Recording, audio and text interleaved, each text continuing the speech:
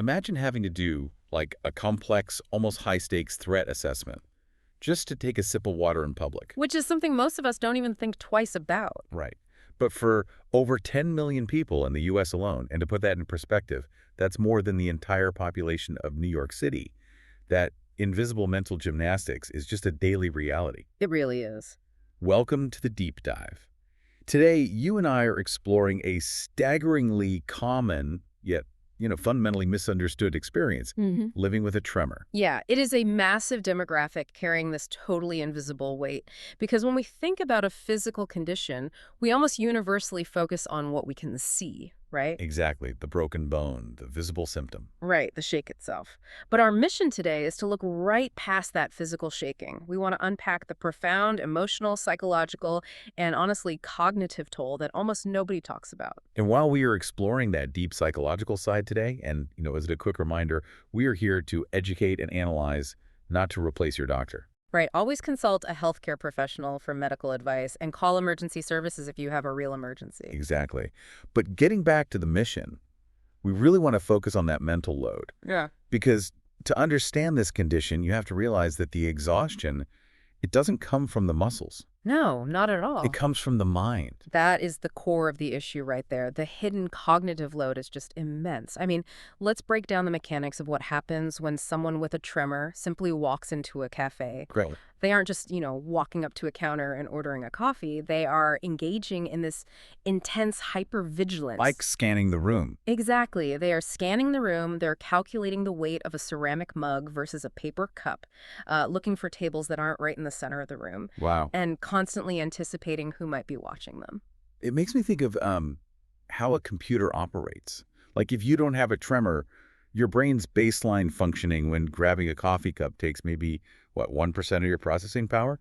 Right, it's just pure muscle memory. Yeah. But if you live with a tremor, Yeah. it's like 80% of your brain's RAM is suddenly eaten up by this massive background application called Manage the Tremor. That is a perfect way to put it. You only have 20% left to actually listen to the conversation you're having. I really love that analogy because it captures the unseen biological and psychological drain so well. And we have to understand why that background app takes up so much power, Right. A tremor isn't just a muscle spasm. It is an interruption in the communication highway between your brain and your muscles. The brain sends a perfectly clear command, pick up the glass. But by the time that electrical signal actually reaches the hand... There's static on the line. Yes, neurological static. Which means the physical execution becomes entirely unpredictable. Precisely. And here's where the biology makes the psychology so much harder. When you are hypervigilant, scanning a room for potential judgment, your body naturally interprets that social scrutiny as a threat. Oh, I see where this is going. Yeah, your sympathetic nervous system kicks in. You get a microscopic or sometimes a pretty major surge of adrenaline. So the anxiety of being watched actually triggers a biological feedback loop. Yes. And what does adrenaline do to a nervous system that is already experiencing static? It amplifies it. It amplifies it. The tremor gets physically worse. So the very fear of shaking guarantees that you will shake more. It's really just a cruel neurological loop. Which makes everyday actions incredibly loaded. Yeah. I mean, think about the things you, listening to this right now, probably take completely for granted. Oh, for sure. Signing your name on a digital checkout screen while a line of impatient people stands behind you. Holding your phone to show a friend a photo. Handing your credit card to a waiter. Yeah, all those tiny, mundane actions suddenly carried this huge risk of sudden, unwanted public scrutiny. Right. Because in those moments, your body is doing something you did not choose, and you are forced to manage not just your own physical body, but the reactions of literally everyone in the room. You're bracing for the questions. The questions, the stares, or almost worse, the pity. And that hypervigilance is exhausting enough on its own. But what makes it infinitely worse is when you finally do sit down with that glass of water and someone across the table tries to fix the awkwardness. Oh, right. Saying something like, Oh, don't worry, everyone shakes a little. You probably just had too much caffeine. It happens constantly, and it brings up a really crucial point about emotional labor. People usually say those things because their own discomfort is triggered, right? Yeah, they want to smooth over the social interaction. Exactly. But psychologically, those well-meaning comments are incredibly invalidating. It totally dismisses the 80% RAM usage we just talked about. It does. When someone minimizes the condition by comparing it to a standard caffeine jitter, they are completely erasing the intense, unseen effort the person has just put in to manage that specific moment. Wow, yeah. It reduces a chronic, life-altering neurological reality to just, a temporary universal quirk. It feels like someone walking up to a person playing high-stakes multi-board chess and saying, "Oh, I play checkers sometimes too, it's so fun." That's exactly what it feels like. It completely misses the depth of the experience. Yeah. But let me push back on the intention behind those comments for a second. Sure. When people say everyone shakes a little, they are clearly trying to build a bridge. They think they're creating solidarity, right? Normalizing the moment. But functionally, based on our sources, doesn't this actually create a unique kind of isolation instead? It really does. It creates a profound isolation because of the mismatch in reality. Yep. You are sitting there visibly symptomatic, like people can clearly see your hand shaking, but you are entirely emotionally misunderstood. That sounds so lonely. It is. They see the symptom, but they refuse to acknowledge the weight of it. So you end up surrounded by people who think they are comforting you while you are entirely alone in your lived experience. And being seen but misunderstood is a really dangerous tipping point, because that is where the emotional landscape shifts from a temporary public awkwardness into a deep internalized shame. Yes. The weight of visibility doesn't just vanish when you leave the cafe. Yeah. The clinking of a fork against a plate in a quiet restaurant, or the spilled drop of wine, those moments loop in a person's mind long after the check is paid. They fester. Yeah. And to understand why they fester, we need to look at the psychological distinction between embarrassment and shame. Okay, let's break that down. They are often used interchangeably, but functionally they are worlds apart. Embarrassment is an external situational reaction. Embarrassment says, that moment was uncomfortable, spilling that drink was awkward. It's localized to the event. Exactly. Right. But shame is entirely internal. Yes. Shame mutates the narrative. Shame doesn't say, that moment was awkward. Shame says, there is something fundamentally wrong with me. I am flawed. I am a burden. Yes. Wow. That shift from I did something awkward to I am something broken changes absolutely everything about how a person navigates the world. It changes their whole operating system. Right. Because once shame is involved, this stops being a conversation about a neurological tremor. It becomes a conversation about a person's core identity. And their self-worth. Yeah. And the behavioral consequence of shame is almost always retreat. Retreat is a biological and psychological safety mechanism. If navigating public spaces triggers that adrenaline loop we talked about, Right, the static. right, and that loop results in deep psychological shame, the brain's natural protective response is to eliminate the trigger. So people start to pull back. They decline the dinner invitation. They stop volunteering to write on the whiteboard at work. They actively avoid situations, places, and people they once loved. Which makes perfect logical sense from a self-preservation standpoint. If the world is constantly making you feel inadequate for something you literally cannot control, staying home feels like the only safe option. But the cost of that safety is devastating. It really is. Yeah. It sounds like the real damage isn't the spilled drink, but the narrative you tell yourself afterward. How do the sources suggest this shame impacts a person's core identity? Well, it causes a shrinking of the world. And when you shrink your world to protect yourself, you inevitably lose pieces of your life. Connections, opportunities, shared experiences. Yeah. Over time, you start to view yourself not as a complex, multifaceted person who happens to have a tremor, but primarily as a condition that needs to be hidden. And when you lose pieces of your life and your identity like that, it naturally triggers a grieving process. But it almost sounds like a strange, invisible kind of mourning, right? It is. Because nothing has physically died, but you are still sitting there feeling this massive sense of loss. In psychology, there is a concept for this called ambiguous loss. Ambiguous loss. Yeah, it's a type of grief that occurs without closure or a clear, definable ending. When someone passes away, society has a framework for that. We have funerals, we bring casseroles, we offer condolences. We know what to do. Right. But when you are mourning the loss of your own capabilities, there is no societal script. It's a subtle, ongoing ache. Because you're still there. You're still functioning, showing up to work, talking to your family. You look mostly normal from the outside, but internally you are carrying a heavy chronic grief. So what exactly is the target of that ambiguous loss? Like, what is the brain actually mourning? It's twofold. First, you are grieving your past self. You are mourning the version of yourself who had ease. The person who didn't have to map out the logistics of a water glass. Exactly. The version of you who had the luxury of spontaneity. That loss of spontaneity feels like the heaviest blow. You can't just be anymore. You always have to plan to be. Yes. You lose the ability to act on an impulse because every impulse has to pass through the filter of, can my hands handle this right now? The cognitive load steals the spontaneity, and the second part of the grief is mourning an imagined future. Oh, that makes sense. We all walk around with an implicit assumption of how our lives and our bodies will behave as we age.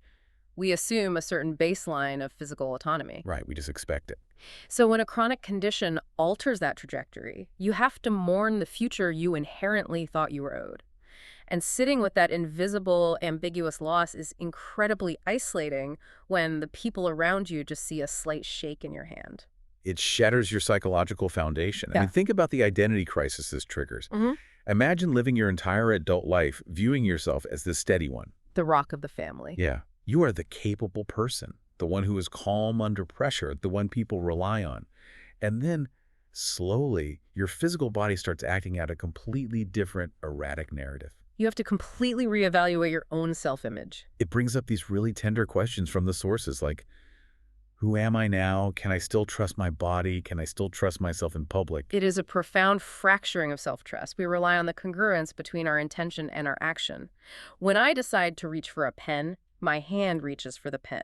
Right. When that congruence breaks down, it is a very short psychological leap to wondering, if I cannot trust my own hands, can I trust myself at all? It's almost like an emotional phantom limb.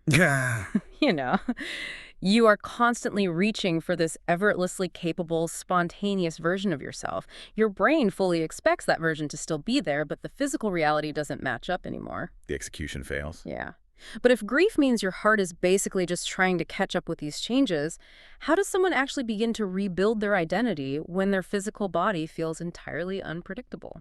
Rebuilding that identity requires shifting away from the idea that physical steadiness equates to personal value. Okay. It requires the fundamental realization that your personhood is infinitely bigger than your neurology. The tremor might dictate how you hold a cup, but it does not dictate who you are. You are still entirely you when the glass spills. Exactly. But getting to that realization means confronting how society teaches us to deal with illness and disability. Which brings us to the fascinating difference between failure and adaptation. Because society loves a very specific kind of narrative when it comes to medical conditions. I do. We love militaristic language. We talk about battling an illness or conquering a condition or fighting your body. And that militaristic language is incredibly toxic for chronic conditions. It implies a moral failing. How so? Well, if you are battling a tremor, the implication is that if you just fight hard enough, you will win. Therefore, if you are still shaking, you must not be fighting hard enough. Oh, wow. You must be giving up. It puts the burden of a neurological misfire onto the willpower of the patient. That is exhausting. And it frames adaptation as a surrender. We are taught that doing things the normal way is the only right way, and that needing a workaround is a sign of weakness. Right. But if you actually analyze it, based on the sources, adaptation is the exact opposite of weakness. Precisely. In psychology, we look at adaptation as high-level executive functioning. Recognizing a limitation and implementing a workaround is a sign of profound cognitive flexibility. So, using tools, switching to a heavier weighted pen, using a cup with a lid, planning your seating arrangement at a restaurant so your dominant hand is free, these are not signs of giving up. No, not at all. They are acts of wisdom. They are deliberate acts of self-care designed to reclaim your bandwidth. You are essentially closing that background application so your brain can actually engage with the world again. There is zero shame in adaptation. Adaptation is care, not failure. I love that. And part of that care, part of that radical acceptance is acknowledging the sheer exhaustion of it all. People with chronic conditions are often pressured to be relentlessly inspiring. Ooh, the forced positivity. Yes, they are expected to turn their struggle into a beautiful life lesson for the benefit of the able-bodied people around them. It's completely draining. It is okay to not be a walking inspirational poster. It is absolutely okay. You are allowed to be tired. Tired of explaining yourself, tired of the cognitive RAM drain, tired of the hypervigilance. The sources validate this exhaustion so clearly. They do. Radical acceptance means you do not have to put a positive spin on a neurological misfire. Your exhaustion is a perfectly rational response to an irrational bodily function. You are allowed to just feel it. Which introduces a concept that I think is deeply profound. Yeah. Quiet resilience. If we reject the militaristic idea of battling our own bodies, we make room for this quiet resilience. Yeah. Sometimes strength isn't about fighting the static in your nervous system. Sometimes it is simply getting through a Tuesday afternoon without abandoning your sense of self-worth. It's taking a single deep breath when the water spills, before the frustration has a chance to mutate into shame. It's waking up and deciding to go to the cafe anyway. And a huge part of that quiet resilience is honesty. Yes, honesty is huge. Simply saying out loud to the person across the table, "This is hard for me right now," or "My hands aren't cooperating today." Releasing that truth acts as a pressure valve. It stops the cycle of hiding. Honesty diffuses the adrenaline loop. If you name the tremor, you are no longer terrified of being found out. The social threat is neutralized, the sympathetic nervous system calms down, and ironically, sometimes the physical shaking actually lessens because the anxiety has been removed. That makes total sense. Well, Now, I know we have been diving deep into the psychological and emotional frameworks today, but for you listening, if you are actively navigating this and looking for practical tools to aid in that adaptation we just talked about, there is actual tangible support out there. definitely. There are constantly new innovations being developed to help manage the physical reality of a tremor. If you want to explore what those are, the sources mentioned, you can visit endingtremor.com for information and updates on new tools. Because true adaptation means utilizing every single resource available to you, both the psychological reframing we've discussed and the practical physical innovations that can make your daily routine easier. Which circles back to challenging that standard narrative one last time. Yeah. I mean, we're so conditioned to hear about conquering a condition. But this sounds entirely different. Is the true bravery here actually found in surrendering the exhausting fight for some illusion of normalcy and instead violently accepting the reality of the present moment? That is exactly it. True bravery isn't pretending the static doesn't exist. Bravery is insisting that your life still belongs to you, even if the execution looks completely different than you planned. Yeah. It is living fully inside the reality of the condition without letting the condition consume your entire identity. So, to bring all of these psychological threads together for you listening, if you or someone you love is navigating the daily reality of a tremor, please hear this.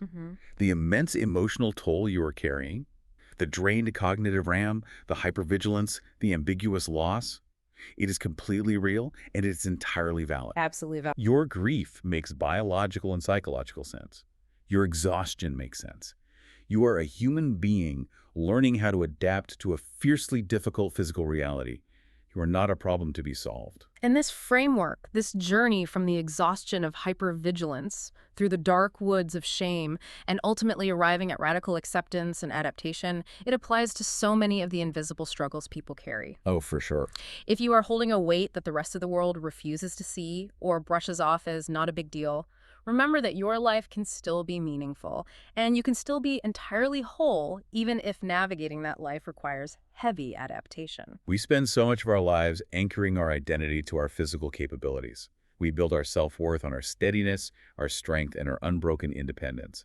But biology dictates that our bodies are guaranteed to change. It will change. So I want to leave you with this thought to mull over today. If physical change is inevitable, what is the truly unshakable core of who you are when the physical steadiness is gone?